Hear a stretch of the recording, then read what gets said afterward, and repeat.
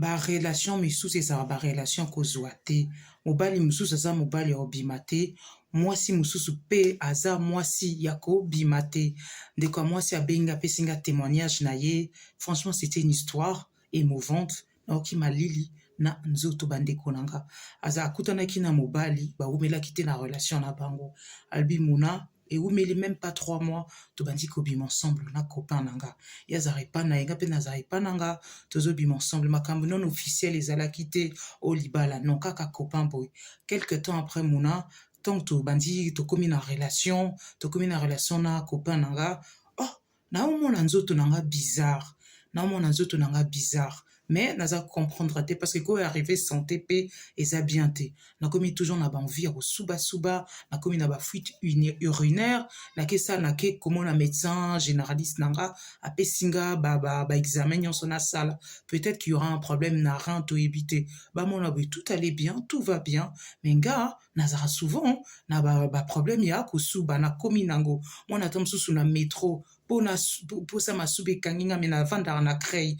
Yeba que la ligne 2 bateau bavandara na Paris ligne D, Creil zara presque vers terminus à ligne D. Mukom susu na mona moité na subi na train mais oui ba espace à sukawana na bien désolé na subi après na quitté na zutra mususu kaka boy. Mukom susu kande zara bandila ya Saint-Denis na kende wenza Saint-Denis. Donc, na ki wenza Saint-Denis, remettre un prospectus. Ezaki église mo arrivé, ezaki dans le secteur, thème nango ezaki Dieu va faire. Na comprendre pété un jour, elo comment ebsinga na kende.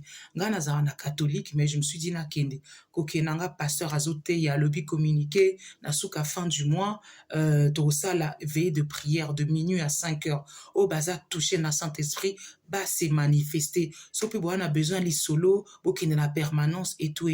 Abi au début nazaki osé koloba makambu nanga te, mais le epsinga kaka vas-y parle na pesipe nini est-ce que nakokuta na pasteur ba ebisinga comme là tozo préparer veiller sujet nyonso kozala après veiller loba so eza vraiment urgent pour na pasteur azalaki na tenter na pe na lobby OK problème te na tie message nanga na tie makambu nyonso pasteur a ko répondre plus tard, mais là bazaki ko préparer veiller na bango ya prière bazo préparer évangélisation et tout bande kolanga bokali solo. Quelque temps après ebisinga si na boyeni na kopango, mais temps en temps na subaka na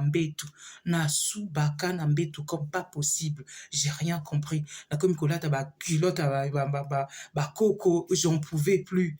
Oh, mukola on église ne veiller koki to sali ba prière pasteur azote ba sujet nyonso na sentir penze lo comment ezaki na nzoto nanga na bambami na kwei to na kwei na bandi kolela makamyo Cécilie mona aussitôt la veillée était finie, je me suis senti mieux na nzoto nanga envie kosubezala kite bango c'était de minuit à 5 heures ti na komi na ndako nanga vers 7 heures du matin na lali pe pongi a bien na lamuki ba midi 13 heures pour ça ma soubezate on dirait nzamba salenga guérison la semaine nango na kutani pe na pasteur na expliquer un peu parcours na ande na ochope sabino na vidéo pasteur alobi nzamba liberenga nzamba linkinga ezaki combat moko spirituel mobali nazaki mbala misala mabe makamsu c'est ça spirituel ole muta kufa nzamba lekisa ntomsu na ba dégâts et cause la pe dégâts nzoto cause la pe ba dommages collatéraux et cause la outils et cause la mutuka cause à n'importe quelle chose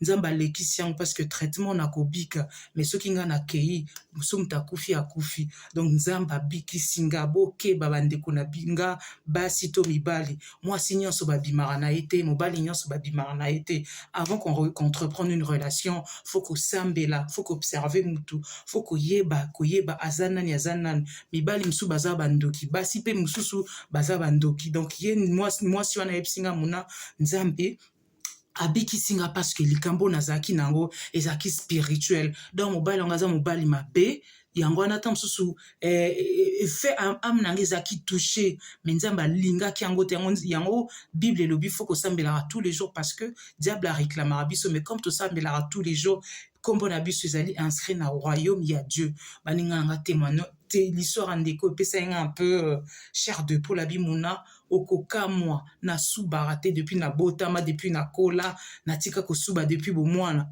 nga nde ni mwasi mokolo na bando suba nakoma ekosola masuba nakomaki mabe mosala mwa donc ezalaki difficile donc nzambe aza bon nzambe apermettre ke période wana eleka mpona asalelanga miracle mona ti lelo nazobeso lisolo makambo kosuba na esila na change mpe bambetu na change makambo nyonso na change badra donc nzambe asalinga grâce mona donc nzambe adelivre nga ezali témoignage na nga bandeko na nga franchement pour vous dire que il y a des histoires dans ce monde ba histoire ezali ndenge na ndenge na nyonso franchement tant que moto azwi aza na nzambe ata ale poison ata ale likambo nini nzambe alobi akobikisa ye de tout mal ata moto alingi asala ye mabe nzambe aobakisa ye parce que aobikisa ye parce que Dieu aza Dieu tout puissant. Boyebisanga na bacommentaire qu'est-ce que vous en pensez na lisolo et tout ça lake babandeko nanga. C'est valable pour moi, c'est valable aussi pour vous bandeko nanga.